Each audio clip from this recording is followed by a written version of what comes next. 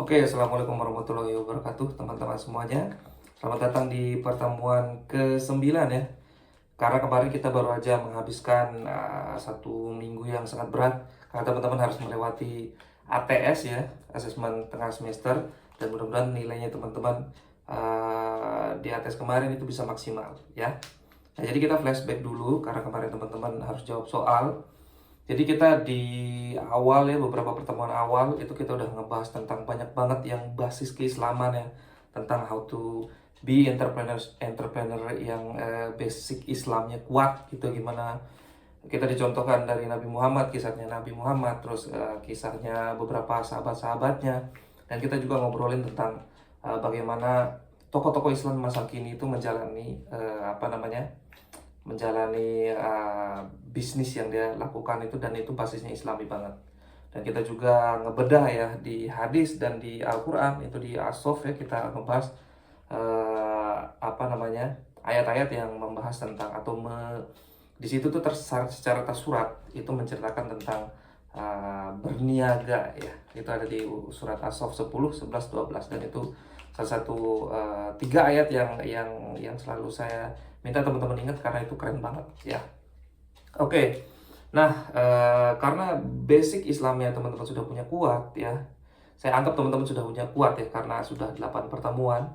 Sekarang kita akan langsung terjun ke bagaimana meng-create ya base dari bisnisnya. Karena kemarin kita juga udah minta teman-teman semuanya untuk mendatangi satu sosok ya, pengusaha yang teman-teman anggap itu tuh oke untuk dijadikan representasi ya, yang kalau teman-teman datangin itu bisa memberikan informasi yang bisa berpotensi menginspirasi teman-teman. Dan itu teman-teman sudah lakukan, artinya teman-teman sekarang sudah punya bayangan nanti itu mau ngembangin bisnis apa ya. Nah, kaitannya sama itu, saya dulu udah pernah spill di awal bahwa kita akan mencoba membuat bisnis kita itu dalam sebuah kerangka yang memang sekarang ini lagi tren ya. Sebenarnya cara mengembangkan bisnis atau bisnis model itu ada banyak banget ya, ada beberapa cara, dan tapi sekarang yang lagi banyak dipakai, dan biasanya kalau misalnya kita orientasinya itu misalnya tidak cuman ke usaha ya, tapi ke potensi ikut kompetisi bisnis gitu ya. Ini salah satu yang banyak digunakan gitu. Jadi kita diminta untuk membuat BMC namanya, bisnis model canvas, yaitu terkait bisnis yang potensial ya. Nah, sekarang saya akan kasih tahu teman-teman gimana cara membuat atau menyusun BMC versi bisnisnya teman-teman ya. Karena kalau misalnya teman-teman nanti saya ceritakan versi bukunya atau versi video-video yang tersebar ya di luaran sana, itu nanti saya takutnya agak konteksnya terlalu luas ya. Takutnya itu nanti malah teman-teman bingung untuk mengimplementasikan dalam bentuk bisnis yang teman-teman pengenin itu seperti apa.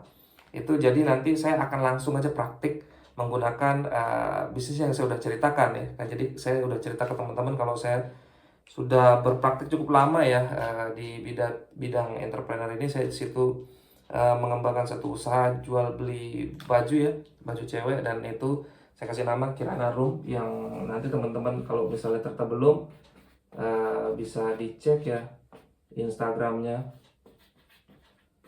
Nah, saya akan menggunakan bisnis si Kirana Room ini, mudah-mudahan teman-teman kelihatan ya walaupun agak kecil, bagaimana saya membuat BMC-nya versi Kirana Room gitu ya. Karena teman-teman baru udah lihat si Kirana Room-nya, jadi saya akan masukkan ke BMC yang akan saya buat. Oke, saya akan mulai ya. BMC itu kita awali dengan membagi 2 part ya. Part sebelah ini kalau di tempat saya ini sebelah kanan ya. Ini yang sebelah kanan, yang ini sebelah kiri ya. Ini biar teman-teman paham dulu. Nah, jadi di sini BMC itu saya tulisnya di sini aja deh. Ini BMC ya. BMC itu bisnis model canvas ya, kepanjangannya. Jadi teman-teman cari gimana penulisannya untuk bahasa bahasa Inggrisnya, bisnis model canvas ya. Nah, untuk ngembangin BMC ini ada 9 item yang perlu kita tahu ya, dan kita nulisnya harus benar susunannya. Jadi mulai dari awal sampai akhir itu harus tepat Karena kalau misalnya kita lompat-lompat atau urutannya itu salah, nanti kita bingung menjelaskannya itu seperti apa. Ya, alur pikirnya jadi kurang kurang jelas gitu. Oke, kita mulai ya. Jadi dari part pertama. Oke. Part pertama ini adalah customer segment.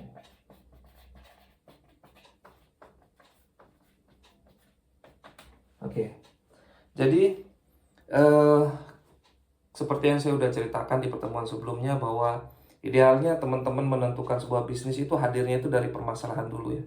Misalnya contoh teman-teman itu ngerasa karena tinggal di Magelang ya, di mana Magelang, Wonosobo, Temanggung itu sebagian besar itu ranahnya itu ranah pertanian ya. Dan teman-teman ngelihat bahwa sekarang itu trennya lagi banyak petani yang berpindah tuh dari pertanian yang konvensional ke pertanian yang misalnya organik ya. Jadi gara-gara misalnya tumbuhan-tumbuhan atau hasil panenan yang organik itu ternyata cenderung lebih mahal harganya, makanya orang-orang itu pada pindah ke ke pertanian organik.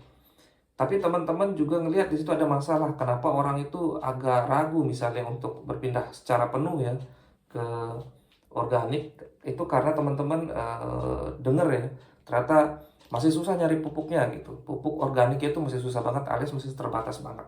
Nah, itu kan sebuah masalah ya. Artinya itu orang banyak pengen berubah dari petani konvensional ke pertanian yang yang organik. Itu tapi problemnya itu adalah stok pupuk yang tidak memadai. Nah, di situ dari problemnya itu berarti teman-teman sudah menemukan segmen tuh. Segmennya itu petani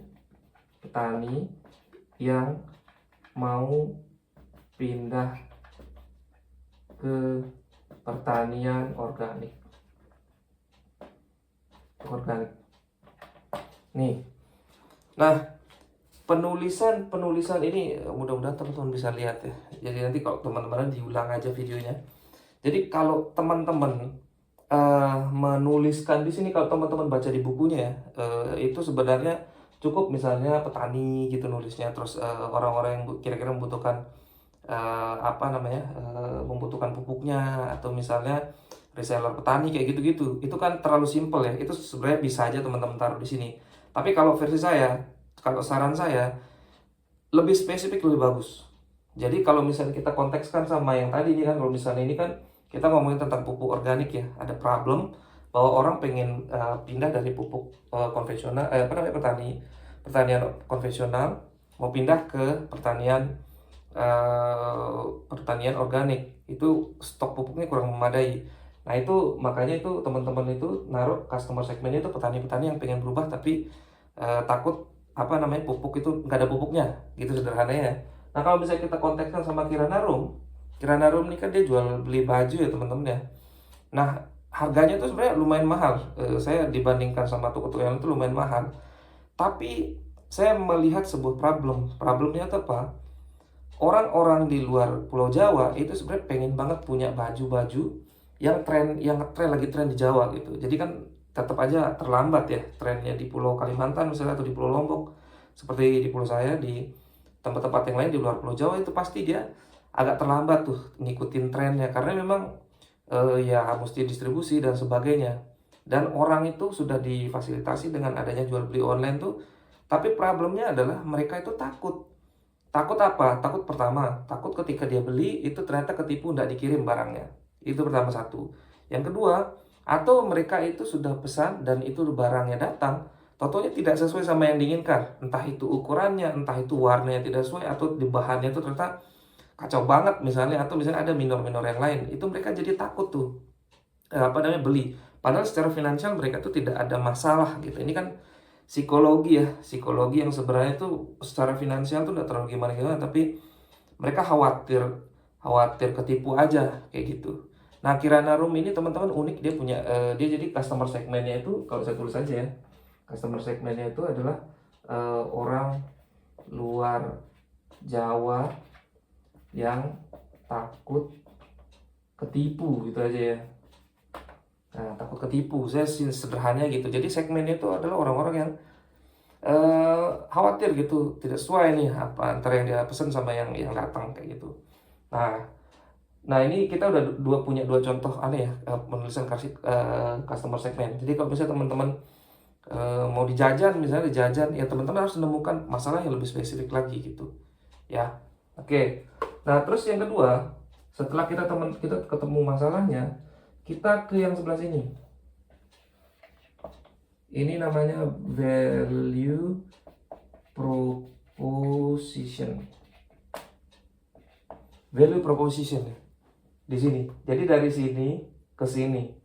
Apa itu value proposition? Value proposition itu adalah solusi yang teman-teman tawarkan. Jadi produk Anda itu positioningnya itu gimana di problem-problem tadi. Ya, coba kita ini. Kalau yang tadi contoh yang pertama misalnya tadi ini kan problemnya itu kita ngelihat banyak orang yang pengen pindah tuh dari pertanian konvensional ke pertanian organik itu, tapi takut suplainya ini, atau memang suplainya itu susah misalnya untuk cari pupuk yang standar gitu, atau misalnya punya susah nyari pupuk yang bagus misalnya kualitasnya gitu ya. Nah di sini baru kita masukin tuh, berarti kita menyediakan pupuk organik dengan variasi kualitas misalnya, atau misalnya ditambahin pupuk organik dengan jumlah tak terbatas misalnya. Nah bisa tuh. Nah jadi solusi dari problemnya ke problem customer itu apa yang teman-teman tawarin, ya. Nah itu bisa kalau konteksnya itu, tapi kalau misalnya Kirana Room ini kan tadi orang luar Jawa yang dia takut gitu, takut ketipu. Nah value proposition Kirana Room, atau gini deh, saya ganti spidol, saya siap spidol banyak warna biru ya, ini Kirana Room nih yang biru. Nah solusinya adalah kita kirim dulu barangnya.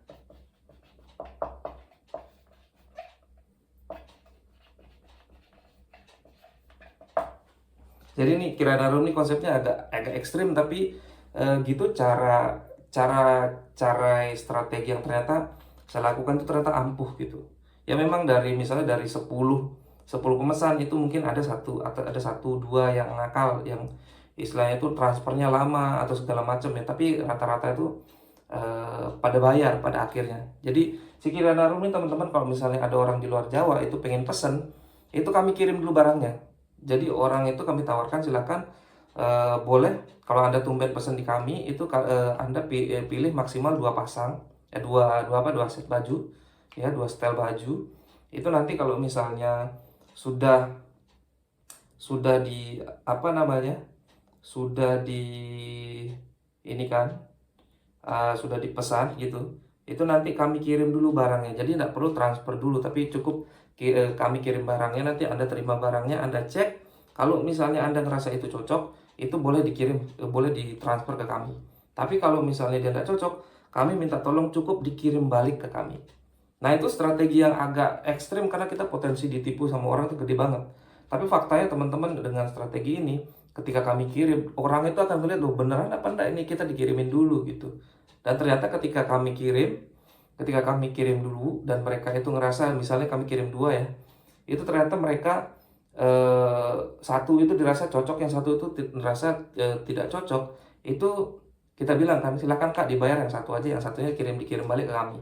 Ternyata mereka itu rata-rata pada bilang gini, oh ya udah deh Kak, saya bayar aja dua-duanya, tapi nanti tolong ya diperbaiki misalnya kualitasnya, atau misalnya warnanya yang lebih sesuai. Nah itu tinggal kita, oh iya Kak, kita akan lebih maksimalkan lagi. Tapi mereka itu sudah terjawab tuh, oh nih berarti dia benar-benar tidak nipu nih, karena dia komunikasinya cepet banget misalnya, dan dia itu memfasilitasi keraguan kita itu tidak ada di toko ini gitu. Makanya rata-rata dia jadi rajin beli gitu ya. Itu value proposition. Terus selanjutnya apa nih, ini teman-teman saya hapus dulu ya, biar nanti kalau teman-teman bingung nanti tinggal diulang aja videonya. Ini saya hapus dulu nih tulisannya ya, biar gampang isinya. Nah selanjutnya kotak yang selanjutnya itu di sini ya, ini tuh channel. Channel itu apa? Gini, misalnya ini kan tadi kita itu menentukan segmen itu kita kan ngelihat ya, bener nggak nih ada apa namanya petani-petani yang memang pengen pindah ke organik misalnya kayak gitu. Tapi ketika kita ngelihat memang ada itu kan kita nggak ngomong ke orang-orangnya bahwa apa kita mau buatin anu nih, nggak kayak gitu kan. Tapi kita ngelihat itu baru kita siapin produk kita. Nah, setelah produk kita siap, baru kita sampaikan apa namanya informasi value kita itu apa namanya produk kita ini ke eh, ke customer itu tadi gitu. Nah, penggunaan channel ini teman-teman harus betul-betul teman-teman pilih yang tepat ya. Artinya itu sesuai di mana channel ini itu sesuai dengan kedekatan dengan calon customernya, customer segmennya teman-teman. Jadi misalnya contoh teman-teman itu pengen buat pupuk itu berarti teman-teman misalnya channelnya itu bekerja sama dengan apa namanya kelompok tani misalnya, atau teman-teman itu punya toko offline misalnya kayak gitu, itu bisa ya. Terus jualnya itu misalnya melalui kelompok kelompok tani itu misalnya. Atau misalnya kalau si Kirana Room itu dia channelnya menggunakan sosial media ya, kita menggunakan Facebook Ads, kita pakai Instagram Ads ya, tapi belum sampai ke TikTok juga ya, karena apa namanya untuk itu aja kita masih agak kewalahan untuk menuhinya gitu. Nah, jadi channel itu adalah how you deliver your value proposition supaya bisa didengerin, supaya ditahu sama customer segmennya ya. Itu channel. Jadi bisa toko offline, bisa toko online, bisa melalui apa ya, pokoknya banyak lah ya. Nanti teman-teman cari tahu sendiri. Nah, jadi setelah kita ngomongin tentang customer segment, terus kita tahu value propositionnya apa yang kita tawarkan, dan kita sampaikan nih value proposition kita ke mereka, itu kita asumsikan bahwa orang-orang atau segmen kita sudah pernah nyoba ya, akhirnya nyoba produk kita, gitu ya, akhirnya nyoba produk kita. Nah, setelah dia nyoba, itu kita melakukan, itu kita ke tahap yang ini namanya customer relationship. Nah, jadi ingat ya. Jadi ini anggapannya ini orang-orang tuh apa namanya segmennya teman-teman itu udah pada akhirnya udah pesen, udah nyoba gitu produknya teman-teman, dan macam-macam kan responnya karena teman-teman kan mungkin produknya itu masih baru ya. Nah, si customer segment ini itu ngisinya itu adalah gimana teman-teman itu bisa menjaga hubungannya dengan orang yang pernah beli produknya teman-teman. Misalnya contoh teman-teman kalau misalnya udah pakai Traveloka, misalnya teman-teman beli tiket pesawat atau misalnya kereta api, itu misalnya teman-teman apa namanya setelah nyampe ke lokasinya itu pasti ada email tuh ya kan. Nah, setelah dapat email, terus nanti udah lama dari itu biasanya ada juga datang email misalnya pemberitahuan nih kita lagi ada program nih, programnya itu apa namanya ada diskon untuk bulan ini dan sebagainya misalnya kayak gitu ya. Itu namanya customer relationship. Atau misalnya teman-teman contoh misalnya teman-teman itu jual barang elektronik ya, barang elektroniknya itu kalau misalnya toko-toko yang lain tuh misalnya eh, garansi kerusakan itu misalnya ya, atau reparasi yang kecil ya, sifatnya itu misalnya cuma 1 tahun, tapi teman-teman tuh karena ngerasa kalau orang beli anu itu gara-gara kalau ada garansinya lebih banyak itu orang tuh mau bayar lebih mahal misalnya. Nah, itu teman-teman bisa apa namanya menggunakan itu ya sistemnya. Jadi customer relationship-nya itu adalah teman-teman kasih garansinya itu lebih lama misalnya gitu. Atau misalnya contoh salah satu peternakan besar di apa namanya di Jawa Barat itu teman-teman, istilahnya beliau itu kalau customer itu orang yang baru sekali 2 kali beli gitu. Tapi ketika dia udah sering beli itu dia nggak ngasih nama customernya itu customer, tapi dia nyebutnya itu adalah partner gitu. Artinya setelah mereka beli itu ditanya nih kira-kira nanti ke depannya itu kita perlu menyediakan yang seperti apa segala macam. Jadi apa namanya customer teman-teman tuh nggak kemana-mana, nggak pergi ya. Oke, nah ketika ini semua sudah dilakukan, baru kita ke yang bawah ini namanya revenue stream. Nah, revenue stream ini itu dari mana teman-teman dapat duitnya ya. Misalnya kalau ini si Kirana Room itu misalnya dari penjualan produk ya. Penjualan produk atau aset ya, penjualan aset. Nah, kalau misalnya teman-teman tuh jasa, ya udah berarti penyewaan jasa, misalnya penyewaan. Atau misalnya teman-teman itu pengen buka lebih, poinnya itu lebih pengen buat kontennya gitu ya, konten jual belinya gitu. Artinya teman-teman tuh yang ngincernya itu malah justru dari AdSense-nya. Berarti di sini ada AdSense misalnya. Jadi ini dari mana potensi uangnya teman-teman itu teman-teman dapatkan. Ya. Oke, nah kita ngomongin yang ini dulu teman-teman, sambil teman-teman resapi, baru besok kita di pertemuan selanjutnya kita akan ngomongin yang di sini. Jadi tugasnya teman-teman sekarang, silahkan dari bisnis yang teman-teman sudah siapkan itu dibuat apa namanya, BMC-nya cukup yang 5 ini aja ya, dari mulai customer segmentnya, revenue, apa namanya, si value proposition-nya, channelnya, terus customer relationship-nya sampai ke revenue stream-nya, itu teman-teman isi. Ya, nanti kalau misalnya ada teman-teman bingung, silakan teman-teman hubungi saya, nanti pasti akan saya dampingi untuk pengisiannya. Ya. Begitu, setelah teman-teman isi itu dulu, baru nanti kita akan ngomongin ke yang sebelahnya. Oke? Jadi itu dulu untuk pertemuan kali ini. Saya tutup. Assalamualaikum warahmatullahi wabarakatuh.